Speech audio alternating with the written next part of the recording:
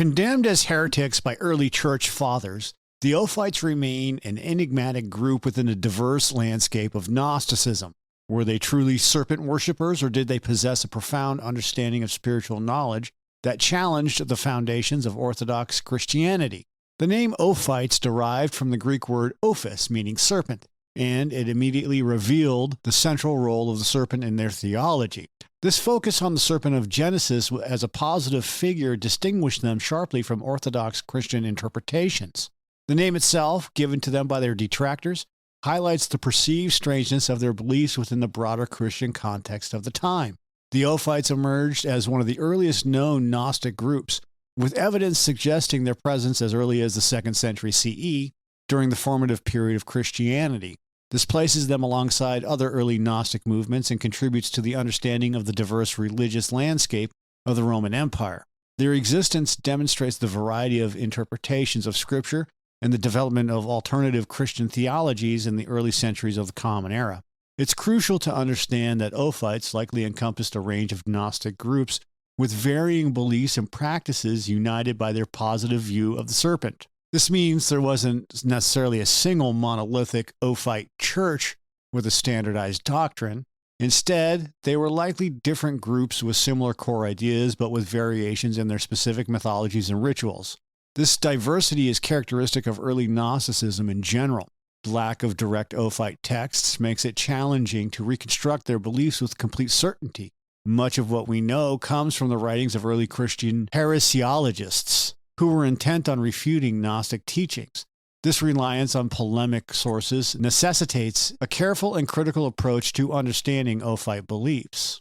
The Ophites' most distinctive belief was their veneration of the serpent in the Garden of Eden as a bringer of knowledge and liberation. They saw the serpent not as a tempter leading humanity into sin, but as a benefactor offering Adam and Eve the opportunity to attain gnosis that would awaken them to their true divine nature. This radical reinterpretation inverted the traditional understanding of the fall. Central to their cosmology was the concept of the demiurge, the creator god of the Old Testament, whom they often identified as Yaldabaoth.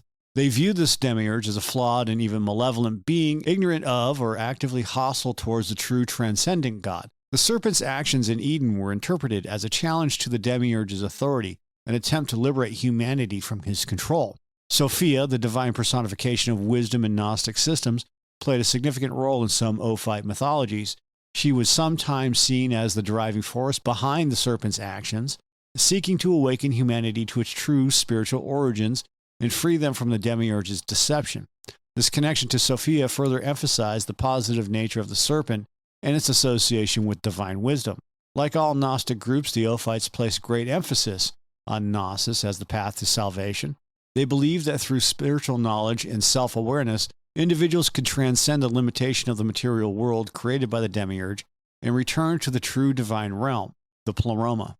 This emphasis on gnosis distinguished them from orthodox Christianity's focus on faith and obedience. The Ophites were known for their elaborate diagrams, which served as visual representations of their complex cosmology and mythology. These diagrams were not merely decorative, but were likely used as tools for teaching, meditation, and ritual practice. They provided a visual framework for understanding the Ophite worldview and the relationships between different divine and cosmic entities. These diagrams often featured concentric circles, symbolizing different levels of existence or emanations from the divine source. The serpent typically occupied a central position within these circles, highlighting its crucial role in the Ophite system. The serpent was often depicted in multiple forms, representing different aspects of its symbolic significance. The diagrams also incorporated various other symbolic elements, including the tree of life, the tree of knowledge, the 7 archons, the planetary rulers who were seen as obstacles to spiritual liberation, and other mythological figures. These elements were arranged in a specific order, reflecting the Ophite understanding of the cosmos and the path to salvation. It's believed that these diagrams played a significant role in Ophite rituals and initiations. They would have served as visual aids for initiates to understand the complex teachings of the sect and to guide them on their spiritual journey. The diagram's complexity suggests a sophisticated and well-developed system of symbolic representation. The primary resources of information about the Ophites are the writings of early Christian heresiologists. such as Irenaeus, Hippolytus, and Epiphanius. These writers were staunch opponents of Gnosticism and wrote extensively against what they considered heretical teachings. Their accounts of the Ophites are therefore presented from a decidedly negative perspective. A significant challenge in understanding the Ophites is the potential bias inherent in these heresiological sources.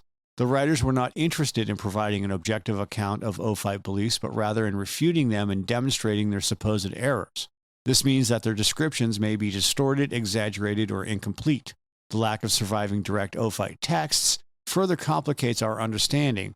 Unlike some other Gnostic groups whose texts were preserved in the Nag Hammadi library, very few, if any, definitively Ophite writings have been discovered.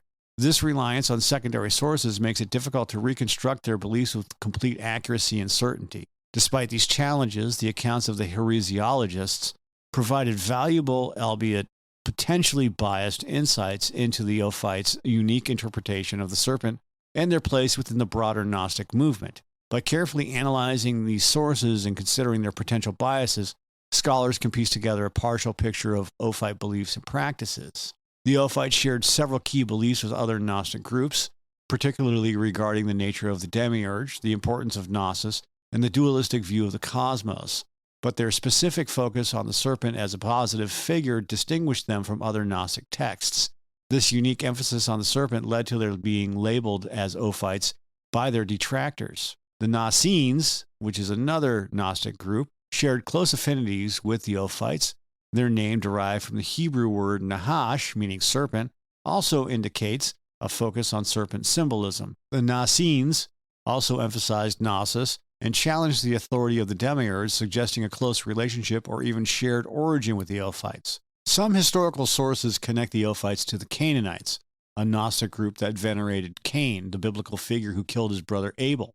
This connection suggests a shared tendency to reinterpret biblical figures and narratives in a way that challenged conventional morality and religious authority. Both groups seem to have embraced figures who were considered negative or rebellious in mainstream interpretations of Scripture.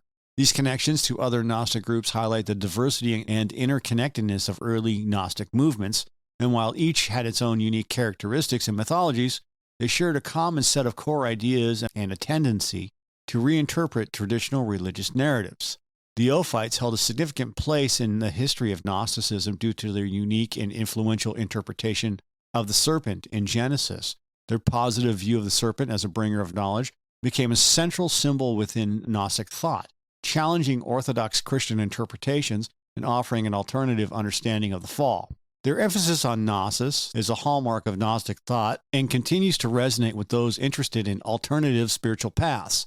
Their challenge to the demiurge's authority represents a broader critique of established religious institutions and the importance of individual spiritual experience. The Ophites' complex cosmology, as represented in their intricate diagrams, further contributed to the rich diversity of Gnostic traditions. Their use of symbolism and mythology provided a framework for understanding the nature of reality, the divine, and the human condition. Despite the challenges posed by limited and potentially biased sources, the Ophites remain a fascinating example of early Christian heterodoxy. Their reinterpretations of biblical narratives and their emphasis on Gnosis offer a unique perspective on the nature of good and evil, knowledge and ignorance, and the path to spiritual liberation.